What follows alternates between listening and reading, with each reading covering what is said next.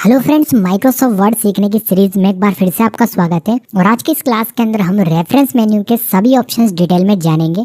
लेकिन इससे पहले अगर आपने इस सीरीज के जो ये सभी प्रीवियस वीडियो इन्हें नहीं देखा है तो मैंने इस पर ये प्लेलिस्ट क्रिएट कर दी है और इस प्लेलिस्ट का लिंक मैंने आपको इस वीडियो के डिस्क्रिप्शन बॉक्स में दे रखा है। आप उस लिंक पर क्लिक करेंगे तो ये जो आपके सामने प्लेलिस्ट है ये ओपन हो जाएगी। इसमें आपको प्रीवियस सभी वीडियोस मिल जाएंगे, तो आप एक बार इन सभी वीडियोस को जरूर देख लेना। तो चलिए अब शुरू करते हैं। ओके फ्रेंड्स, तो यहाँ पर मैंने रेफरेंस मेन्यू पर क्लिक करा तो यहाँ पर देखिए काफी सारे ऑप्शन आ गए हैं। और यहाँ पर जो पहला ऑप्शन है वो है टेबल ऑफ कंटेंट्स। इसकी हेल्प से आप क्या कर सकते हैं, एक इंडेक्स क्रिएट कर सकते हैं। जो भी बुक आप बना रहे हैं अपने एमएस वर्ड डॉक्यूमेंट के अंदर, जो भी पीडीएफ क्रिएट कर रहे हैं उसके अंदर जो भी इंपॉर्टेंट टॉपिक है उनकी आप एक इंडेक्स बना सकते हैं। और जब कोई यूजर उसके सामने दिए गए पेज नंबर पर कंट्रोल के साथ क्लिक करेगा तो वो डायरेक्ट उसी टॉपिक पर पहुंच जाएगा जिसके सामने वाले पेज नंबर पर उसने क्लिक करा था। तो देखिए एग्जाम्पल के लिए मैं आपको दिखाता हूँ कि हम करने क्या वाले हैं। तो यहाँ पर देखिए मेरे पास एक पहले से बनी हुई बुक है और इस बुक के अंदर देखिए आपको सभी इंपॉर्टेंट टॉपिक मिल जाएंगे एज ए इंडेक्स। यहाँ पर देखिए फर्स्ट पेज पर यहाँ पर देखिए शुरुआत में ही मैंने एक इंडेक्स क्रिएट कर लिए और यहाँ पर सभी टॉपिक्स आपको दिखाई दे रहे होंगे। इस बुक के अंदर जो भी टॉपिक्स है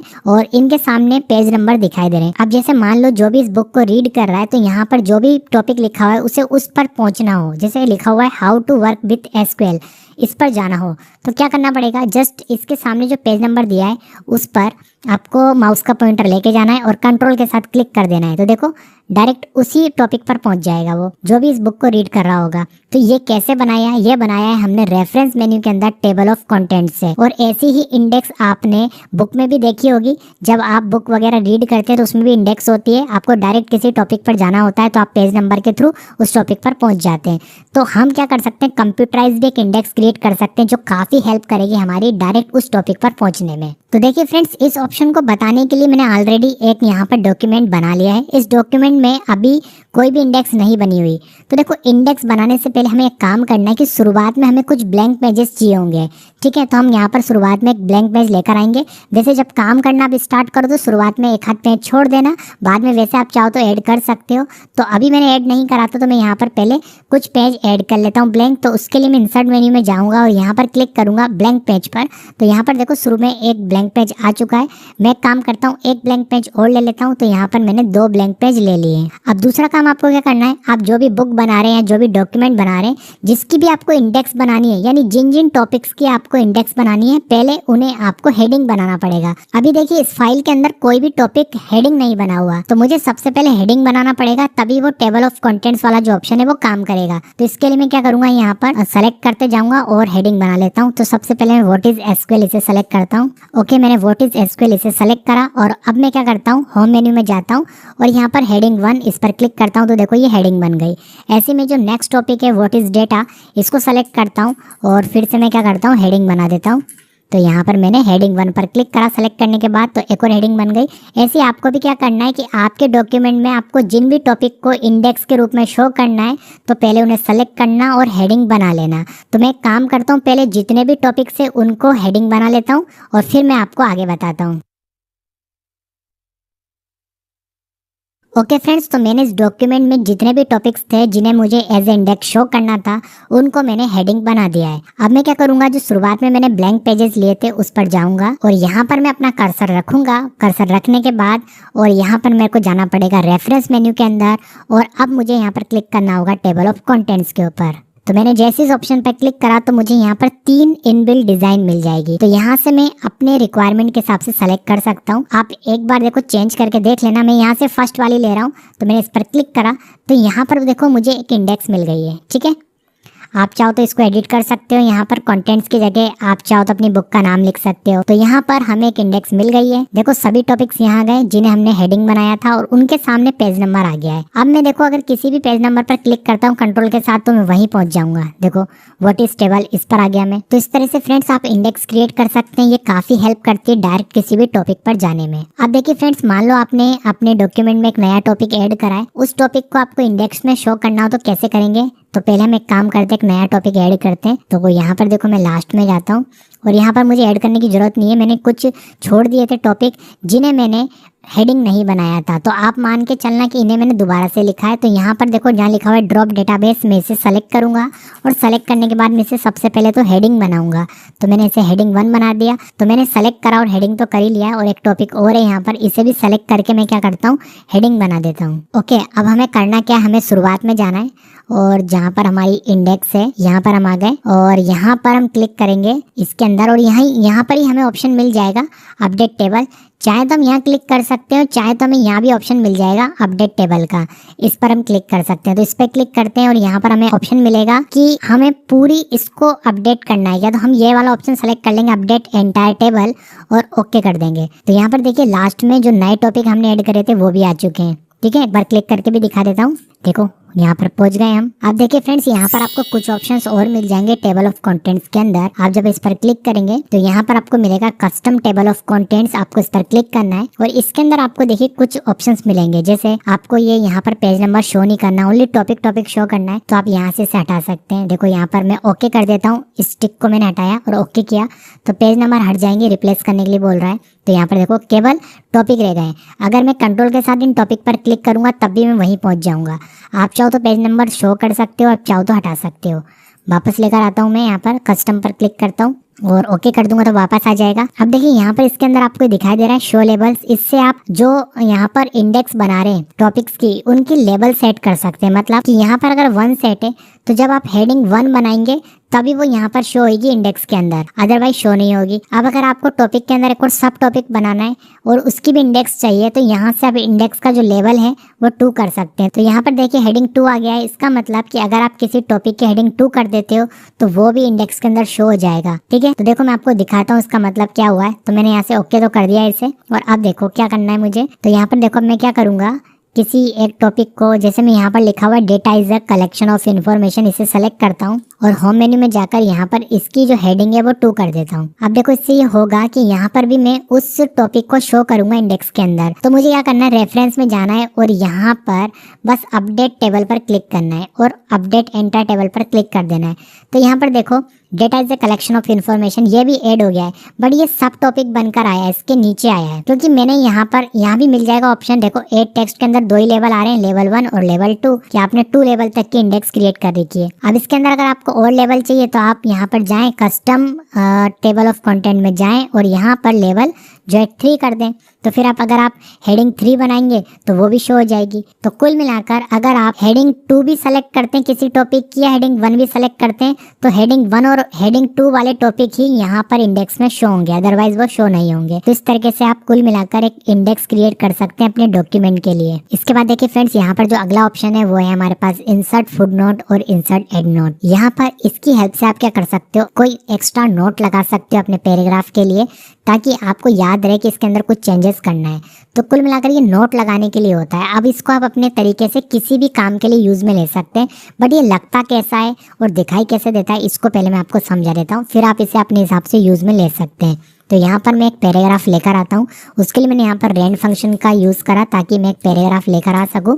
और रेंड एक फंक्शन है जिससे कुछ लिखा हुआ पैराग्राफ आ जाता है, और इसे ऑलरेडी मैंने आपको शुरुआत वाली वीडियो में बता दिया डिटेल में। अब देखो यहाँ पर मैं इस पैराग्राफ के लिए, मान लो मैं कोई बुक लिख रहा हूँ और यहाँ पर मुझे इस पैराग्राफ के अंदर कुछ चेंजेस करने हैं, बट अभी नहीं करना चाहता, बट मैं याद रखना चाहता हूँ कि मुझे यहाँ पर कुछ चेंजेस करना है इस पैराग्राफ के अंदर। तो यहाँ पर मैं अपनी नॉलेज के लिए, ताकि मुझे याद रहे कि यहाँ पर मुझे चेंजेस करना है, तो मैं एक नोट लगा कर रख सकता हूँ। तो मैं नोट लगाने के लिए 2 तरीके का यूज़ कर सकता हूँ, एक तो है हमारे पास फुट नोट और एक है हमारे पास एंड नोट। तो पहले मैं फुट नोट लगाता हूँ, इस पैराग्राफ के लिए लगा रहा हूँ। मैंने कर्सर यहाँ पर क्लिक करके रखा है, जहाँ लगाना हो वहाँ आप कर्सर को रखें। तो यहाँ पर मैंने इंसर्ट फुट नोट पर क्लिक करा, तो देखो फुट नोट कहाँ लगता है, उसी पेज पर जिस पे आप लगा रहे हैं। तो मैं इस पेज पर हूँ, इस पेज के लास्ट में लगेगा।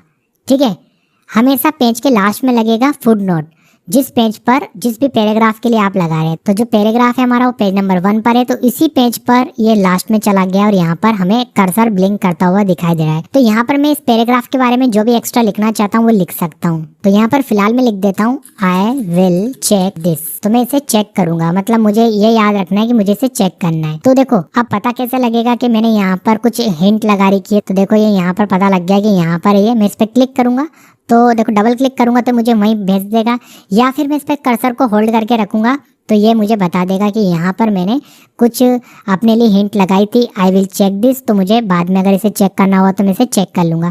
तो कुल मिलाकर ये एक तरह का नोट लगता है। जैसे हम कई बार क्या करते हैं, बुक में नोट वगैरह लगा के लिख लेते हैं कि हमें यहाँ पर कुछ काम करना है, तो उसी तरीके से हम अपने डॉक्यूमेंट में भी नोट लगा सकते हैं। तो एक तरीका तो ये हो गया फुट नोट के थ्रू। एक तरीका और है फ्रेंड्स नोट को लगाने का। दोनों का काम एक ही है कि आप नोट लगा सकते हैं, बट एक थोड़ा सा डिफरेंस है, वो ये है जैसे मैं इस पैराग्राफ के लिए लगा कर दिखाता हूँ आपको। यहाँ पर भी मैं सेम बात लिखूंगा कि मुझे इसमें चेक करना है। तो फुट नोट तो हमने लगा लिया, फुट नोट उसी पेज पे जाकर लगता है। अब जो एंड नोट होता है ना, अगर आपके डॉक्यूमेंट में एक से ज़्यादा पेज है तो ये सबसे लास्ट में जाकर लगेगा। जो आपके जितने भी पेज हैं उसके बाद में जो लास्ट पेज होगा उसमें जाकर लगेगा।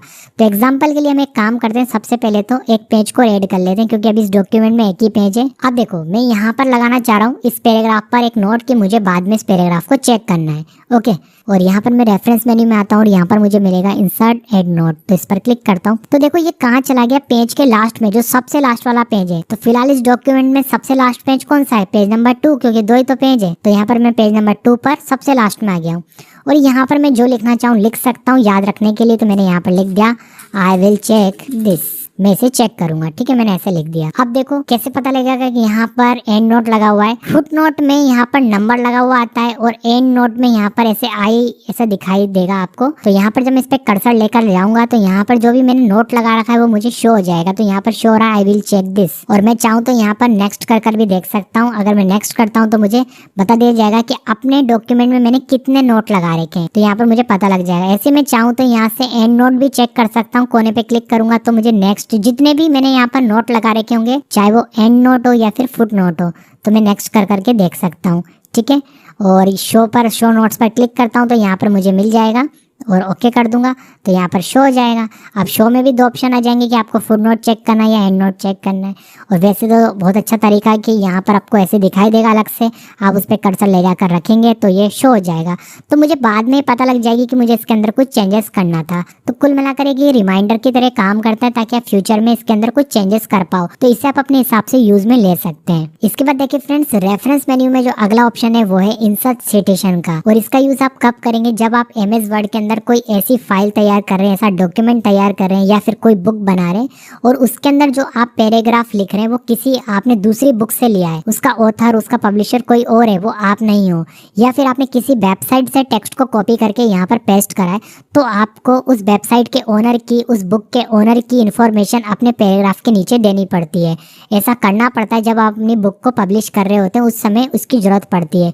तो आप उस पैराग्राफ के नीचे उस ऑथर का नाम दिखा सकते हैं, उस वेबसाइट का लिंक दे सकते हैं जहां से आपने उस पैराग्राफ को कॉपी किया था। तो एग्जांपल मैं आपको दोनों का दिखाऊंगा। जब आप किसी वेबसाइट से टेक्स्ट को कॉपी कर रहे हैं तब क्या करना है, और जब आप किसी बुक से टेक्स्ट को यहाँ पर राइट कर रहे हैं तो कैसे आपको ऑथर की इन्फॉर्मेशन पैराग्राफ के नीचे देनी है, ये मैं आपको बताने वाला हूँ। तो देखिए सबसे पहले हम मान के चलते हैं कि ये जो पैराग्राफ है जहाँ लिखा हुआ है to make your document look professionally, और इस पैराग्राफ को हमने किसी बुक से राइट करा है, मतलब इसके ओरिजिनल मालिक हम नहीं है, इसका ऑथर इसका पब्लिशर कोई और है, बट ये पैराग्राफ अच्छा था तो इसे हमने हमारी बुक में यूज करा है। तो हम क्या कर सकते हैं, उस ऑथर की उस पब्लिशर की इन्फॉर्मेशन यहाँ दे सकते हैं। तो कैसे देंगे, तो मान के चल रहे हैं ये वही पैराग्राफ है, तो हम क्या करेंगे, इस पैराग्राफ के नीचे कर्सर को रखेंगे और यहाँ पर इंसर्ट सिटेशन में जाएंगे और इस पर क्लिक करने के बाद हमें मिलेगा ऑप्शन एड न्यू सोर्स, इस पर क्लिक करना है और यहाँ पर हमें सबसे पहले ये सेलेक्ट करना है कि ये जो पैराग्राफ है हमने किसी वेबसाइट से लिया है या बुक से लिया है। तो जैसा कि अभी मैं आपको बुक का एग्जांपल दे रहा हूँ तो यहाँ से मैं बुक सेलेक्ट कर लूंगा।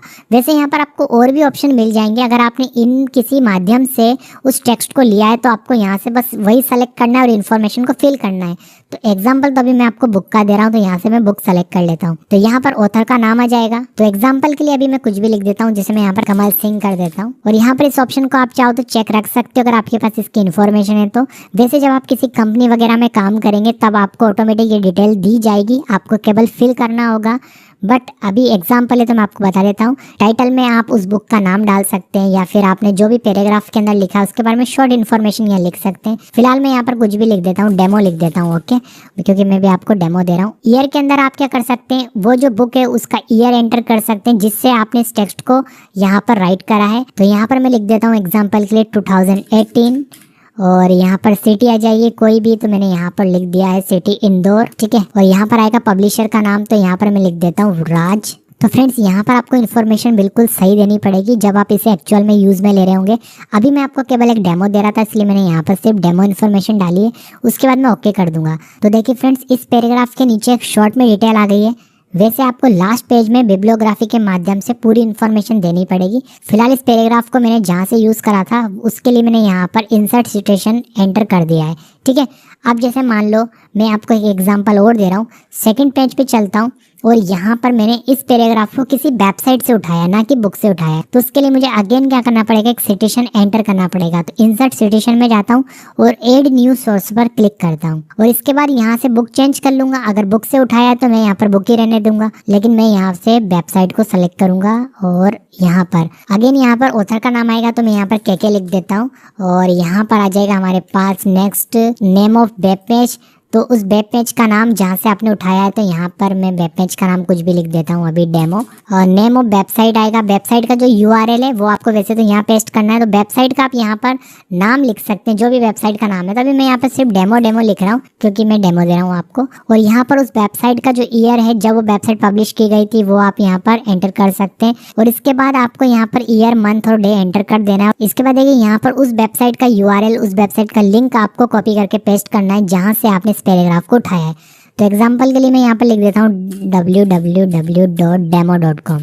ओके, तो यहाँ हमने एक डेमो के लिए वेबसाइट एंटर कर दी है। वैसे आपको यहाँ पर बिल्कुल सही वेबसाइट एंटर करनी होगी जब आपने किसी वेबसाइट से पैराग्राफ को अपनी बुक में यूज़ कराए। तो उसके बाद बस आपको ओके कर देना है। शॉर्ट इन्फॉर्मेशन आ गई है। ऐसे फ्रेंड्स, आपने अपने बुक में जो भी पैराग्राफ जहाँ से भी लिए बस आपको उनकी इन्फॉर्मेशन इंसर्ट सिटेशन में जाकर ऐड करनी है और उसके बाद आपको नेक्स्ट काम करना है, वो है बिब्लियोग्राफी देने का। क्योंकि फ्रेंड्स देखिए, ये जो रेफरेंस टैब है ये थोड़ा सा एक एडवांस टैब है और इसके अंदर जो ऑप्शंस हैं वो एक बुक पर काम करने के लिए बने हैं। क्योंकि एमएस वर्ड को केवल नॉर्मल कामों के लिए यूज में नहीं लाया जाता, इसको आप एडवांस तरीके से यूज कर सकते हैं। जैसे बुक वगैरह बनाने के लिए जब कोई बुक पब्लिश करता है तो वो एमएस वर्ड में तैयार कर सकता है। आप चाहो तो इसके अंदर स्क्रिप्ट लिखने का काम कर सकते हो। एमएस वर्ड के अंदर बहुत सारा काम किया जाता है, तो उसके हिसाब से यहाँ पर ऑप्शन दिए गए हैं। तो यहाँ पर हम चलेंगे अब लास्ट पेज में और यहाँ पर हम लास्ट पेज में आ गए और यहाँ एक मैं ब्लैंक पेज लूंगा, ठीक है। और ब्लैंक पेज लेने के बाद यहाँ पर मुझे बिब्लियोग्राफी दिखानी होगी। जितने भी पैराग्राफ मैंने जहाँ से भी उठाए थे उसके बारे में मुझे तमाम जानकारियाँ देनी पड़ेगी। तो उसके लिए मैं जाऊँगा यहाँ पर स्टाइल जो है वो एपीए सेलेक्ट रखूँगा और यहाँ पर जाऊँगा मैं बिब्लियोग्राफी के अंदर और यहाँ पर मुझे 3 स्टाइल मिलेगी। मैं कोई सी भी स्टाइल ले सकता हूँ, आप अपने हिसाब से ले लेना।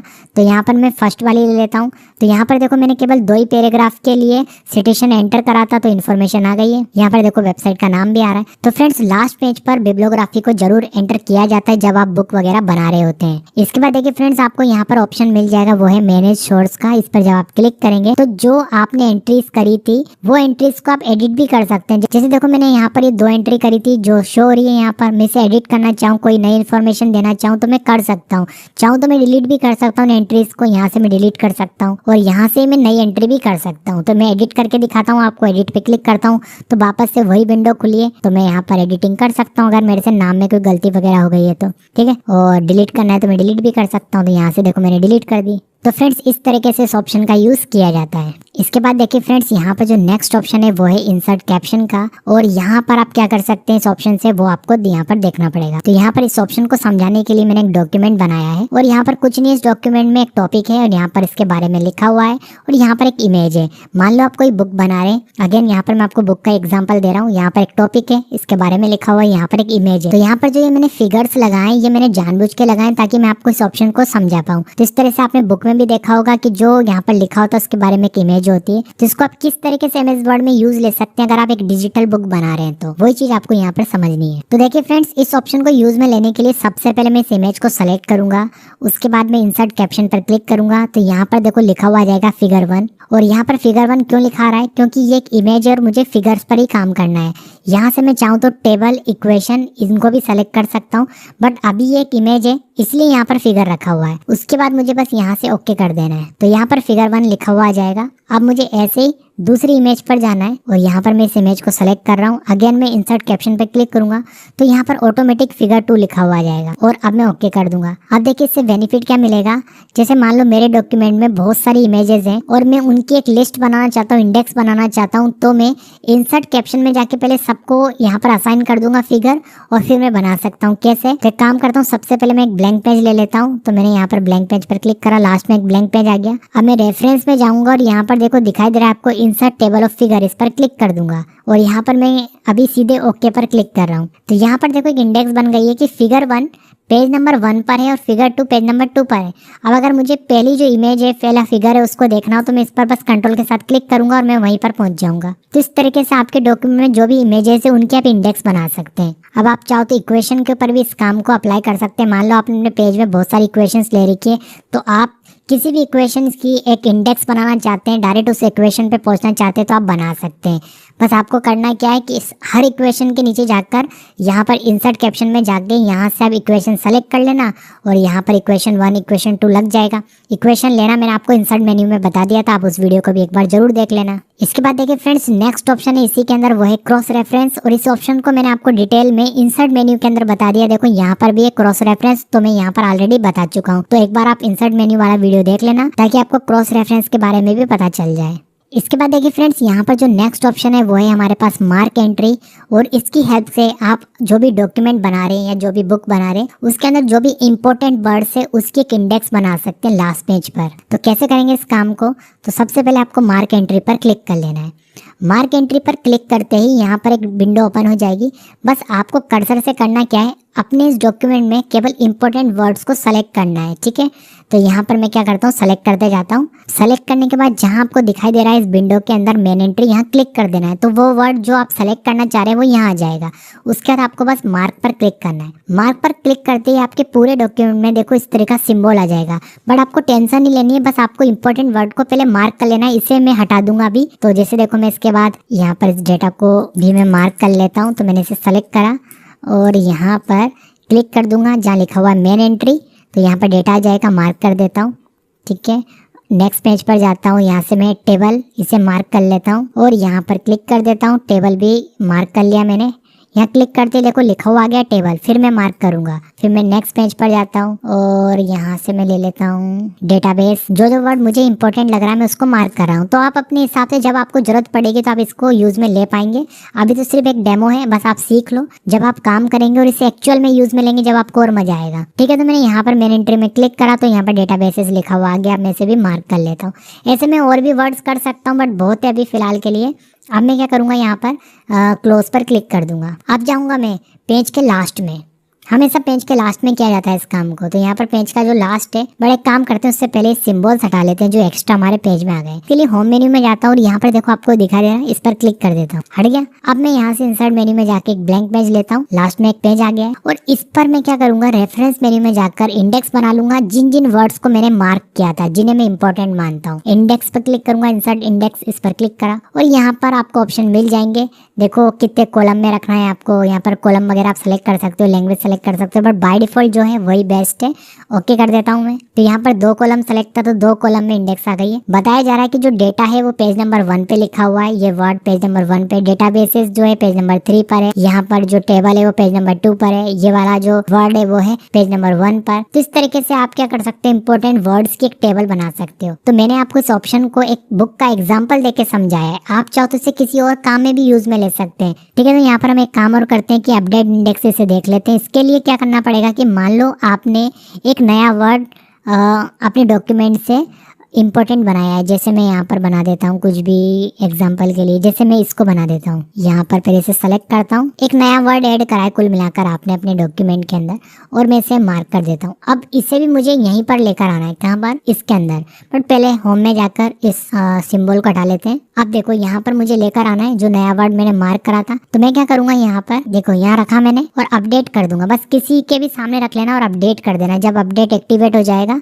इस पर क्लिक करना तो देखो यहाँ पर ये नया वर्ड ऐड हो गया। ये पेज नंबर 3 पर है। तो इस तरीके से आप इंडेक्स बना सकते हो एक इम्पोर्टेंट वर्ड्स की। इसके बाद देखिए फ्रेंड्स, यहाँ पर जो अगला ऑप्शन है वो है मार्क सिटेशन का। देखो हमने यहाँ पर इंसर्ट सिटेशन सीखा था। इंसर्ट सिटेशन वाले इस ऑप्शन में हमने क्या करा था, उन लोगों की इन्फॉर्मेशन ऐड करी थी जिनके पैराग्राफ्स हमने हमारी बुक में यूज करें, चाहे वो वेबसाइट से करे हो चाहे बुक से करे हो। तो मार्क सिटेशन, देखो दो ऑप्शन को मिलाकर एक ऑप्शन है, इंसर्ट सिटेशन और मार्क एंट्री। आप क्या कर सकते हैं, इंडेक्स क्रिएट कर सकते हैं, जिन जिन लोगों की आपने सिटेशन में एंट्री करी थी उनकी, उन्हें मार्क कर लो और बना सकते हैं। तो चलो हम फटाफट से देख लेते हैं इस ऑप्शन को।